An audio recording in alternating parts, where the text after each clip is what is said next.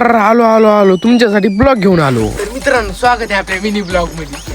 मी निघालो गाजरे आणायला, तवर घराच्या दुसरंच काम लागलं. घरचे म्हणले त्या टोपल्यातला गारदा फेकून ये भो. मग काय फेकला गारदाना, आलो ढोरापाशी, ढोराला टाकलं भुसकट. म्हणलं कसं आहे गाजरे आणू तोपर्यंत नाही का भुसकट खातो मी. मग काय ते खात होते भो भुसकट. तर म्हणलं कसं आहे आपल्याला काम तर करावंच लागतं. मी उचलले धुडके निघालो गाजरे आणला. तर आपल्याला ऊसाला पण पाणी लावायचं होतं, त्याच्यामुळे म्हणलं नाही का ऊस पण एकदा भिजून घ्यावं, म्हणजे कसं टेन्शन राहत नाही. गेली भाऊ ऊसामध्ये छेडी टाकून. म्हणलं कसं आहे गहू तोपर्यंत भिजवायला आला नाही तोपर्यंत ऊस तरी भिजून घ्यावा, म्हणजे कसं गहू जर भिजवायला आला ना मग नाही का ऊसाला लवकर पाणीच भेटणार नाही. त्याच्यामुळे आधीच गडबड केली थोडी. मामा भांजेनेच ते फिरू लागले. मामा भांज्याला म्हणलं थोडं काम करू लागणार आहो. मामा भांजे म्हणले आम्हाला ते काम घेऊन सांगायचं नाही, आम्ही नाही का फक्त चक्कर मारायला आलो. तर मामा म्हणतो गहू तर एक नंबर आहे. म्हणलं हा गव्हाला पाणी दिलं तेव्हा एक नंबर आलाय भाऊ गहू. काय पप्पाने त्याला गाजऱ्या तोडून. मग काय मी निघालो भाऊ घरी. गाजऱ्या उचलला की माझ्या डोक्यात एक प्लॅन आला. मला वाटलं डायरेक्ट हेलिकॉप्टरनं पार्सल करावं गाजऱ्या. तेवढ्यात आणला भाऊ मी आणि गाजऱ्या टाकला त्याला टाकून. पण गाजऱ्याला मारण्याचे काटे होते. म्हणलं आता तर काय 100% घरी गेल्यावर आंघोळच करावं लागते का काय माहिती. मी पण लय डोकेबाज, मी शर्ट आधीच बदललं होतं. तर मित्रांनो कसा वाटला ब्लॉग नक्की सांगा कमेंट करून. तर मित्रांनो भेटू आपण पुढच्या ब्लॉग मध्ये. आणि कॅमेऱ्याची क्वालिटी कशी आहे सांगा. आपण आयफोन आणलाय बघा डायरेक्ट.